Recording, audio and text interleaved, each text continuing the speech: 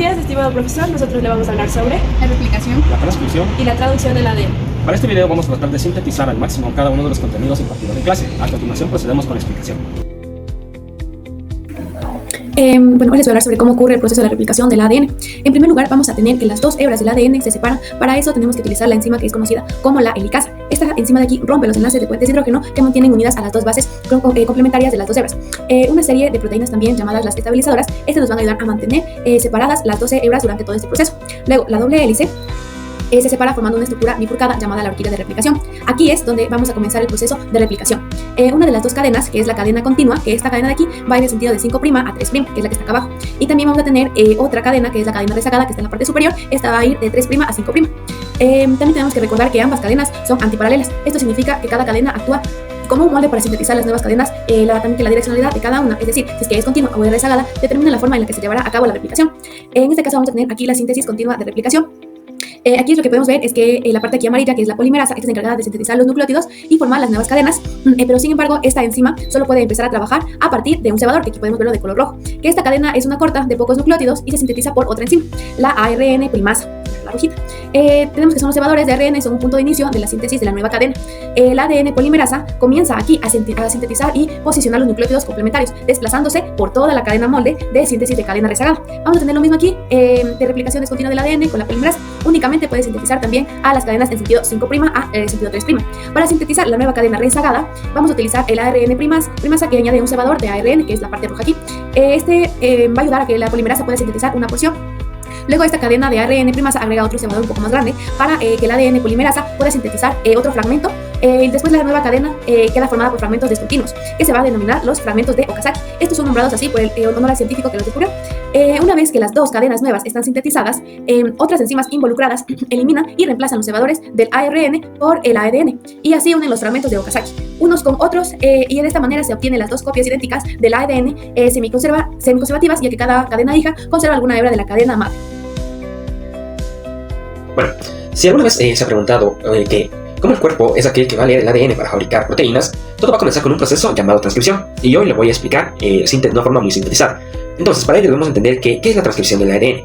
La transcripción va a ser el primer paso de la síntesis de proteínas y ocurre en el núcleo de la célula, y consiste como tal en copiar un segmento de ADN en ARN mensajero. Es como que si tu ADN va a enviar una fotocopia directa al resto de la célula. Luego nosotros tenemos que vamos a entrar a la etapa del proceso. Tenemos una etapa de iniciación, en la cual tenemos a esta enzima, la enzima ARN polimerasa, que va a unirse al promotor en una región especial del ADN que va a marcar dónde empezar. Entonces esta enzima se une a un promotor, se une, y nosotros tenemos que se va a dar un proceso de elongación. La ARN polimerasa como tal recorre la hebra de ADN y construye una cadena de ARN mensajero. Todo este proceso que estoy mencionando se va a llevar a cabo aquí, esto de aquí, y luego esto va a hacer que se generen nucleótidos complementarios. La A del ADN o adenina del ADN con la U de uracilo del ARN, al igual que la timina con la adenina y la citosina con la guanina y la guanina con la citosina. Luego tenemos el proceso ya en el cual se da cuando llega a una secuencia de terminación. Este proceso se va a detener por completo y el ARN ya mensajero como tal está completo. Luego nosotros indicamos que el resultado y el destino del ARN mensajero es una copia temporal con todas las instrucciones para fabricar una proteína, la cual va a salir del núcleo hacia el citoplasma de la célula, donde va a ocurrir la siguiente fase que vamos a explicar, que es la traducción.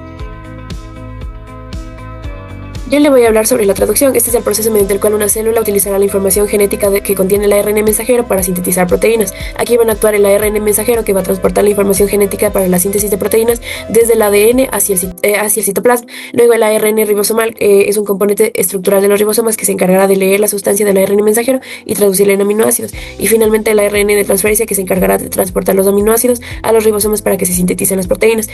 En cuanto al ARN mensajero, están las instrucciones para construir un aminoácido. Los nucleótidos de la ARN van a ser la adenina, la citosina, el uracilo y la guanina. Vamos a tener que se leen en grupos de 3 y se van a llamar codones, como podemos apreciar aquí. En la iniciación, el ribosoma se ensamblará alrededor del ARN mensajero en una subunidad ribosomal grande en la parte superior y una subunidad ribosomal pequeña en la parte inferior. La elongación es la etapa donde la cadena de aminoácidos se extiende y el ARN mensajero se va a leer un codón a la vez, como podemos apreciar aquí.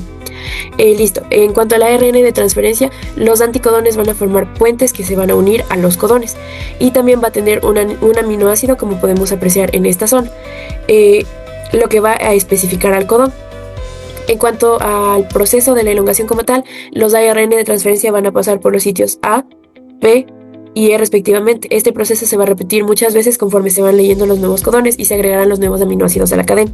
Y finalmente la terminación es la etapa donde la cadena polipeptídica o la cadena de aminoácidos completa es liberada. Aquí comienza cuando un codón de terminación UAG, UAA, UGA, entre otras, entra al ribosoma, lo que disparará una serie de eventos que separará la cadena de su ARN de transferencia y le permitirá flotar hacia afuera, como vemos aquí.